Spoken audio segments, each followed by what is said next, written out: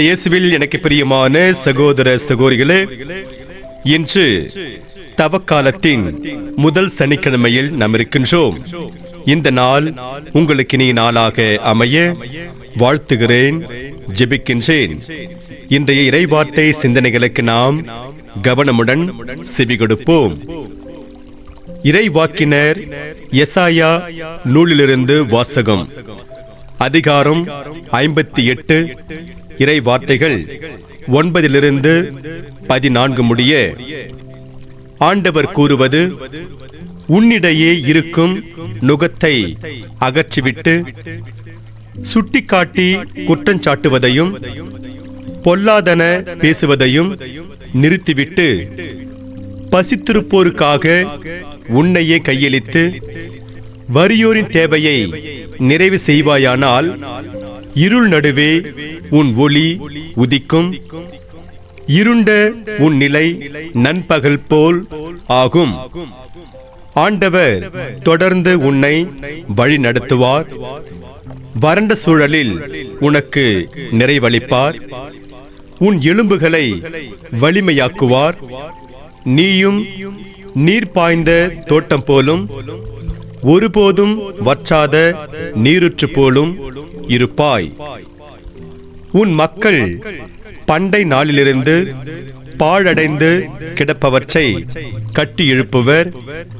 தலைமுறை தலைமுறையாக உள்ள அடித்தளங்களின் மேல் கட்டி எழுப்புவாய்.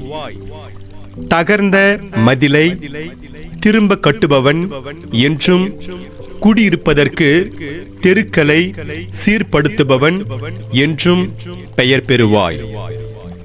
ஓய்வு நாளின் முறைமைகளினின்று விலகி செல்லாது என் புனித நூலில் உன் விருப்பம் போல் செய்யாதிருந்து ஓய்வு நாள் மகிழ்ச்சியின் நாள் என்றும் ஆண்டவரின் மேன்மை மிகு புனித நாள் எனவும் சொல்லி அதற்கு மதிப்பு தந்து உன் சொந்த வழிகளில் செல்லவோ உன் சொந்த ஆதாயத்தை நாடவோ வெற்று பேச்சுகளை பேசவோ செய்யாதிருந்தால் அப்பொழுது ஆண்டவருக்கு ஊழியம் புரியும் மகிழ்ச்சியை பெறுவாய். நானோ மண்ணுலகின் உயர்விடங்களில் உன்னை வலம் வர செய்வேன். உன் மூதாதையாகிய யாக்கோபின் உரிமை சொத்தின் மூலம் உனக்கு உணவளிப்பேன். ஆண்டவரின் வாய் இதை உரைத்தது. ஆண்டவரின் அருள்வாக்கு. இறைவனுக்கு நன்றி. பதிலுரை பாடல். திருப்பாடல் 86. பல்லவி. ஆண்டவரே, உமது வழியை எனக்கு கற்பியும். ஆண்டவரே, உமது வழியை எனக்கு கற்பியும். ஆண்டவரே, எனக்கு செவி சாய்த்து பதிலளியும். ஏனெனில் நான் எளியவன், வறியவன். என் உயிரை காத்தருளும். ஏனெனில் நான் உம்மீது பற்றுடையவன். உம் ஊழியனை காத்தருளும். நீரே என் கடவுள். நான் உம்மீது நம்பிக்கை கொண்டுள்ளேன். பல்லவி. ஆண்டவரே, உமது வழியை எனக்கு கற்பியும். என் தலைவரே, என்மேல் இரக்கமாயிரும். ஏனெனில் நாள் முழுவதும் உம்மை நோக்கி மன்றாடுகிறேன். உம் அடியானின் மனதை மகிழ செய்யும். என் தலைவரே, உம்மை நோக்கி என் உள்ளத்தை உயர்த்துகின்றேன். பல்லவி. ஆண்டவரே, உமது வழியை எனக்கு கற்பியும். ஏனெனில் என் தலைவரே, நீர் நல்லவர், மன்னிப்பவர். உம்மை நோக்கி மன்றாடும் அனைவருக்கும் பேரன்பு காட்டுபவர். ஆண்டவரே, என் வேண்டுதலுக்கு செவி கொடும். உம் உதவியை நாடும் என் குரலை கேட்டருளும். பல்லவி. ஆண்டவரே, உமது வழியை எனக்கு கற்பியும். தீயோர் சாக வேண்டும் என்பது என் விருப்பம் அன்று.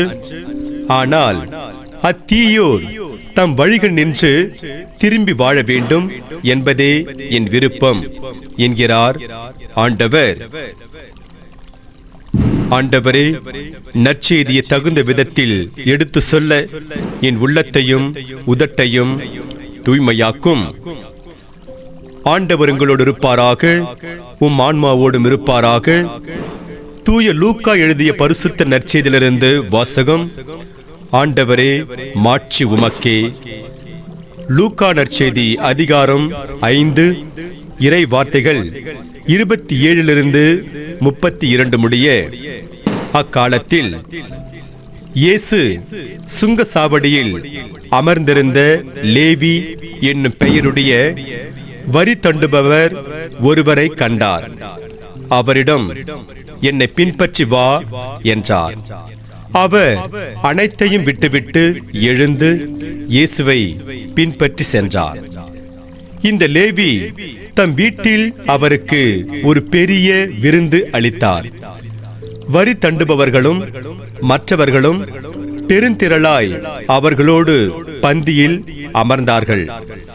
பரிசேயர்களும் அவர்களை சேர்ந்த மறைநூல் அறிஞர்களும் முணுமுணுத்து இயேசுவின் சீடரிடம், வரி தண்டுபவர்களோடும் பாவிகளோடும் சேர்ந்து நீங்கள் உண்பதும் குடிப்பதும் ஏன் என்று கேட்டனர்.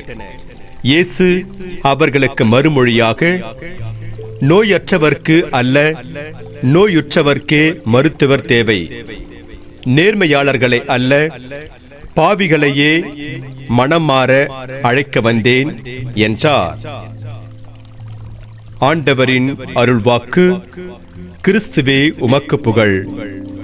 நற்செய்தி வாக்கினால் என்னுடைய பாவங்கள் அகல்வதாக. ஆமென். உம் உதவியை நாடும் என் குரலை கேட்டருளும். இயேசுவில் எனக்கு பிரியமான சகோதர சகோதரிகளே, சில ஆண்டுகளுக்கு முன்னர் ஐரோப்பா கண்டத்தை சேர்ந்த கிறிஸ்தவர் ஒருவர் சீனாவிற்கு சுற்றுலா சென்றிருந்தார்.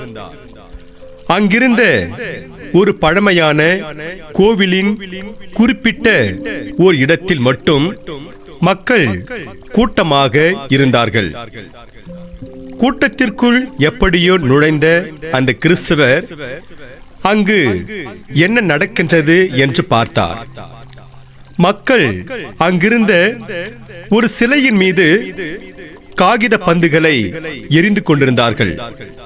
அது குறித்து அவர் அருகில் இருந்த ஒரு பெரியவரிடம் கேட்டபோது, பெரியவர் அவரிடம், மக்கள் தங்களிடம் கொடுக்கப்படும் காகித பந்துகளை எதிரில் உள்ள சிலை மீது எரிய வேண்டும். அவ்வாறு அவர்கள் எரியும் போது காகித பந்து சிலை மீது பட்டால் அவர்களுடைய வேண்டுதல் கேட்கப்படும். இல்லை என்றால் அவர்களது வேண்டுதல் கேட்கப்படாது என்றொரு நம்பிக்கை இருக்கின்றது. அதனால்தான் இங்கு இவ்வாறு கூட்டம் இருக்கிறது என்றார். பெரியவர் சொன்ன வார்த்தைகள் கிறிஸ்தவருடைய சிந்தனையை கிளறின. நான் வணங்கும் கிறிஸ்து இப்படி அல்ல.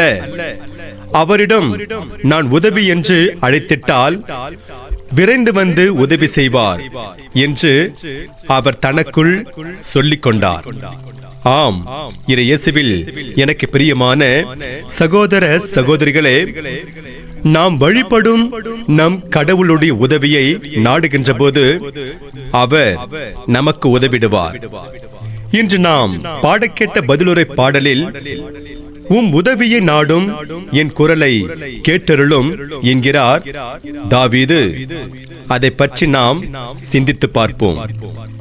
இஸ்ரவேலின் மன்னராக தாவீது ஆபத்தே இல்லாமல் அமைதியாக நாட்டை ஆட்சி செய்தார் என்று சொல்லிவிட முடியாது. அவருக்கு அவருடைய எதிரிகளிடமிருந்தும் துரோகிகளிடமிருந்தும், ஏன் அவரது சொந்த மகன் அப்சலோமிடமிருந்தும் ஆபத்துகள் வந்தன. இவற்றை நினைத்து தாவீது பெரிதும் வருந்தினார். அதே நேரத்தில் இனிமேல் எல்லாம் முடிந்து விட்டது என்று அவர் நம்பிக்கை இழக்காமல் ஆண்டவர் மீது நம்பிக்கை வைத்து அவருடைய உதவியை நாடுகின்றார். அத்தகைய வேளையில் பாடப்பட்டதுதான் திருப்பாடல் 86. இத்திருப்பாடல் தாவீது சந்தித்த நெருக்கடிகளையும் ஆபத்துகளையும் ஒரு பக்கம் சொன்னாலும், இன்னொரு பக்கம் அவர் ஆண்டவர் தனக்கு நிச்சயம் உதவுவார் என்று அவர் மீது நம்பிக்கை கொண்டிருந்த அசைக்க முடியாத அந்த நம்பிக்கையை காட்டுகிறது.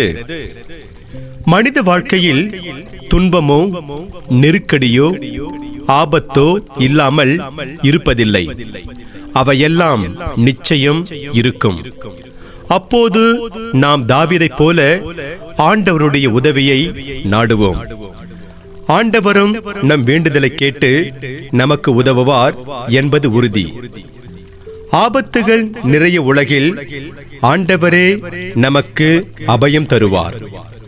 எகிப்தில் இஸ்ரவேல் மக்கள் எழுப்பிய குரலை கேட்டு இறங்கி வந்த இறைவன் நம்முடைய குரலையும் கேட்டு நமக்கு நிச்சயம் உதவ இறங்கி வருவார்.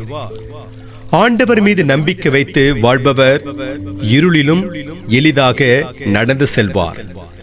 பல ஆண்டுகளுக்கு முன்பு இங்கிலாந்திலிருந்து இந்தியா வந்து மறைப்பணி ஆற்றிக் கொண்டிருந்த மறைப்பணியாளர் ஒருவர் அறிவித்த நற்செய்தியை கேட்டு பெரிதும் உந்தப்பட்ட இந்து சமயத்தை சார்ந்தவரும் சட்ட கல்லூரி மாணவருமான ஒருவர் திருமுழுக்கு பெற விரும்பினார்.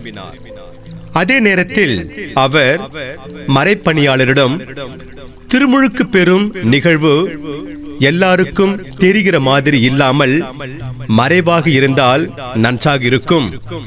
ஏனெனில் நான் திருமுழுக்கு பெறுவது என் தந்தைக்கு தெரிந்தால் அவர் என்னுடைய படிப்பு செலவிற்கு அனுப்பி கொண்டிருக்கும் பணத்தை அனுப்புவதை நிறுத்திவிடுவார் என்றார்.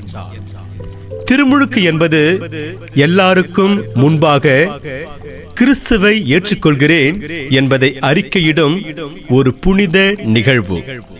அதை யாருக்கும் தெரியாமல் மறைவாக வைத்தால் அவ்வளவு நன்றாக இருக்காது என்று மறைப்பணியாளர் சொன்னதும் சரி என்று ஏற்றுக்கொண்டு சட்டக்கல்லூரி மாணவர் எல்லாருக்கும் முன்பாக திருமுழுக்கு பெற்று கிறிஸ்துவை ஏற்றுக்கொண்டார்.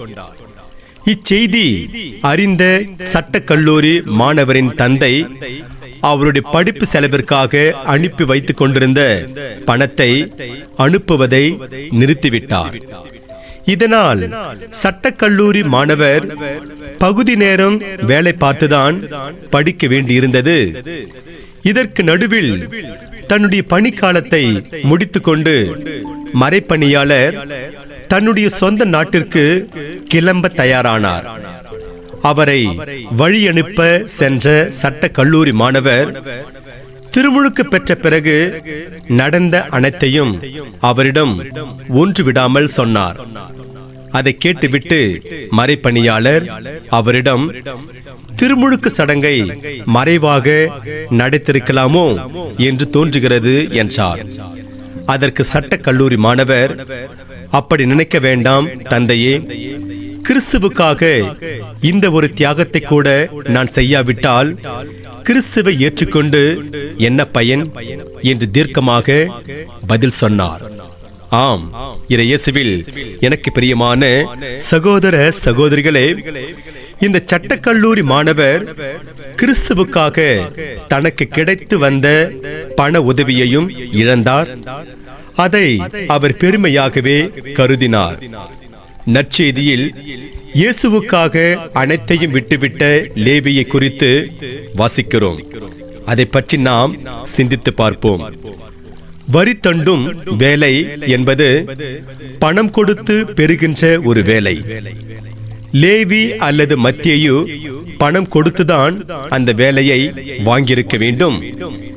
இந்த நிலையில் இயேசு அவரை தனது பணிக்காக அழைத்ததும் அந்த வேலையை கூட விட்டுவிட்டு அவர் இயேசுவை பின்தொடர்கின்றார். இதில் இன்னொரு முக்கியமான செய்தி என்னவென்றால், இயேசு அழைத்ததும் தங்கள் படகுகளையும் வலைகளையும் விட்டுவிட்டு அவரை பின்பற்றிய பேதுரு, யோவான், யாக்கோபு, அந்திரேயா ஆகியோரால் அவற்றை திரும்ப பெற வேண்டும். ஆனால் மத்தேயுவால் தான் செய்து வந்த அந்த வேலையை திரும்ப பெற முடியாது. அந்த அடிப்படையில் மத்தேயு இயேசுவின் மற்ற எல்லா சீடர்களை விடவும் அவருக்காக மிகப்பெரிய தியாகம் செய்தார் என்று சொல்லலாம். முதல் வாசகத்தில் இறைவாக்கினர் எசாயா மக்கள் தங்கள் தீய வழிகளை விட்டு வந்தால் ஆண்டவருக்கு ஊழியம் புரியும் மகிழ்ச்சியை பெறுவர் என்கிறார். மத்தேயு வரி தண்டுதல் என்ற தீய வழியை விட்டுவிட்டு வந்ததால் அவர் ஆண்டவர் இயேசுவுக்கு ஊழியம் செய்யும் மகிழ்ச்சியை பெற்றார். ஆம், இயேசுவில் எனக்கு பிரியமான சகோதர சகோதரிகளே, ஆண்டவருக்கு ஊழியம் செய்வதால் கிடைக்கும் மகிழ்ச்சியை வார்த்தையால் விவரித்து சொல்ல முடியாது. அந்த மகிழ்ச்சியை பெற நாம் நமது தீய வழிகளை விட்டுவிட்டு ஆண்டவரிடம் வருவோம். இன்று நமக்கு கொடுக்கப்படுகின்ற இறை சிந்தனையாக, ஆண்டவருக்கு ஊழியம் செய்வதால் கிடைக்கும் மகிழ்ச்சி விடவும் வேறு எதில் பெரிய மகிழ்ச்சி கிடைக்கப் போகிறது? இயேசுவுக்காக இழப்பது இழப்பே அல்ல, அது மிகப்பெரிய பேறு. உண்மையான மனமாற்றம் செயலில் வெளிப்பட வேண்டும். இன்று நமக்கு கொடுக்கப்படுகின்ற இறை வார்த்தையாக, எனக்கு செவி கொடுங்கள், என் வழிகளை பின்பற்றுகின்றோர் நற்பேறு பெற்றோர் என்று நீதிமொழிகள் புத்தகத்தில் 8ஆம் அதிகாரம் 32 பார்க்கிறோம். எனவே நாம் இயேசுவை பின்பற்றி அவர் வழியில் நடந்து இறையருளை நிறைவாக பெறுவோம். இறைவன் உங்கள் அனைவரையும் நிறைவாக ஆசீர்வதிப்பாராக. ஆமென்.